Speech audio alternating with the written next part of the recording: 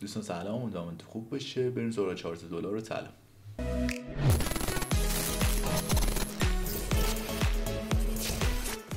خب چارت اونس طلا هستش. تایم فریم 1 ساعته. من این محدوده مهممون رو میارم روی عدد 4255. اینا عددش اینجا براتون بذاریم مشخص بکنم. این عدد اگر بشکنه ما میریم به سمت تارگت های 4305، یعنی این محدوده رو احتمالاً تاچ بکنه بعد از شکسته شدن این محدوده که براتون عرض کردم.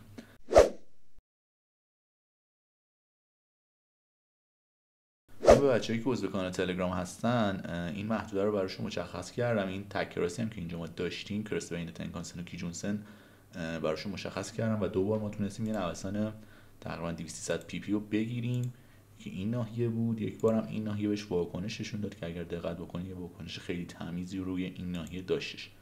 تا نصف باکس هم بخواد حرکت بکنه تقریبا 300 پیپ رو بهمون داده. محدوده مهمی که داریم همین 4250 دلار هستش که با شکستش به سمت 4350 دلار میره. ما بخوایم روی این محدوده طلا و دلار رو مشخص بکنیم، ببینیم روی چه قیمتی هستند.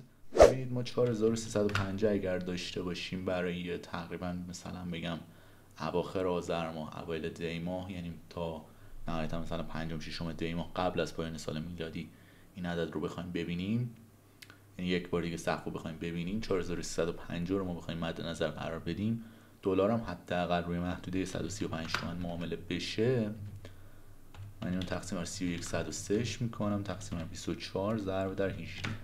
عددی که اینجا برامون مشخص میکنه 14 میلیون و 100 هستش. یعنی محدوده 14 میلیون تومان میتونه سقف طلا برای اون ناحیه باشه. پس اینجا 14 میلیون تومان هم من براتون مشخص میکنم. بریم چارت دلار رو هم بررسی بکنیم. فعلا کندلی که به این ناحیه داره واکنش نشون میده یک کندل برگشتی خوبه که میتونه دوباره تا این محدوده پایین بیاد. بعد حالا ببینیم برای روز دوشنبه چه اتفاقی برای مارکت میفته و فعلا حالا شنبه و یکشنبه که مارکت بسته هستش تا ببینیم برای روز دوشنبه چه اتفاقی برای مارکت میتونه بیفته. بریم سراغ چارت دلار.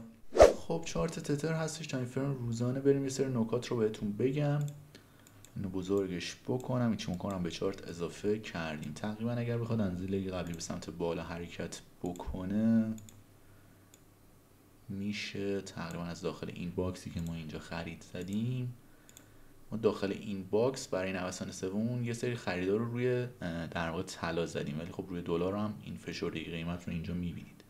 حداقل تارگتی که میتونه داشته باشه این ناحیه هستش. حالا عددش هم براتون مشخص میکنم. اگر بخواد از سقف خودش که زده یه همچین لگ رو آغاز بکنه و به سمت بالا حرکت بکنه، در تاپ ترین حالت ممکن میتونه این تارگت رو هم برای در واقع دلار داشته باشیم. یعنی اینو به عنوان حداقل در نظر بگیریم این باکس رو، این هم به عنوان حداکثر. عددش هم بخوام براتون مشخص بکنم محدوده 127000 تومان میشه حداقلش و حداکثرش هم بخوایم مشخص بکنیم تقریبا 135000 تومان میشه حداکثری که میتونه برای در واقع این لگ متصور باشیم. با همین دوتا عددی که داریم و حالا من میگم اونس هم روی 4200 دلار اصلا باشه، بریم یه کف و سقف، یعنی یه حداقل و حداکثری برای حالا این نواحی برای طلا در نظر بگیریم و حساب بکنیم ببینیم به چه صورت هستش. خب من ماشین حساب بیارم. خب 14160 14200 برای اون حداکثری بودش که بهتون گفتم. بریم بر اساس حالا این دوتا در واقع قیمت‌های دلار یه نتیجه گیری بکنیم. ببینید من میگم که 127000 تومان دلار رو داریم، 4200 هم در واقع اونسمون باشه، تقسیم بر 31 103 تقسیم بر 24 ضرب در 18 12800 روی این ناحیه میشه. عددش هم براتون مشخص بخوام بکنم، بذارید ببینم اینجا یادداشت قیمتی متن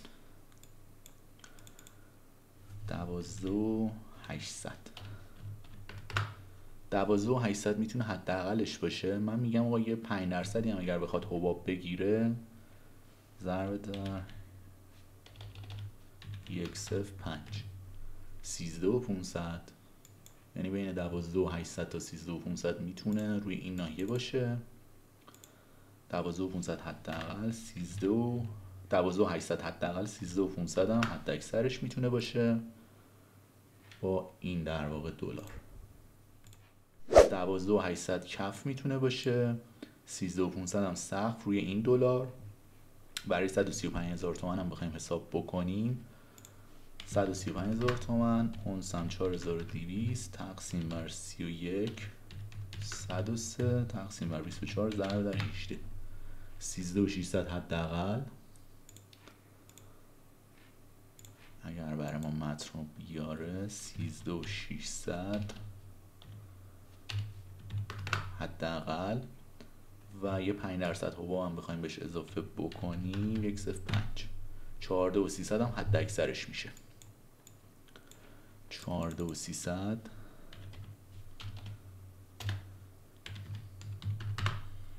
حد اکثر. پس این دوتا عدد هم من براتون مشخص کردم، این دوتا رو من بیارم این ور که راحت‌تر دیده بشه. پس یه نتیجه گیری بخوایم بکنیم، طلا بین محدوده 12800 تا 13500 با دلار 127000 تومانی میتونه باشه اگر 5% هم بخواد حباب بگیره که اون عدد 13500 هم میبینه.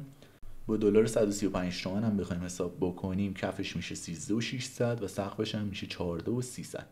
من به نظرم حالا از روی محدوده 13500 تا 14 میلیون تومان گرمی میتونه در واقع سقفش باشه و توی این محدوده، توی این باکس 500,000 تومانی محدوده سیو سودتونه. میتونید یواش یواش سیو سود بکنید و دیگه از طلا خارج بشید. خب اینم از این ویدیو. اگر از این دست ویدیو خوشتون میاد من میشم که حتما ویدیو رو لایک کنید، کانال سابسکرایب بکنید، عضو کانال تلگراممون هم بشید. من لینکش رو داخل دیسکریپشن همین ویدیو براتون قرار میدم. ممنونم. ارادت. خدا نگهدار.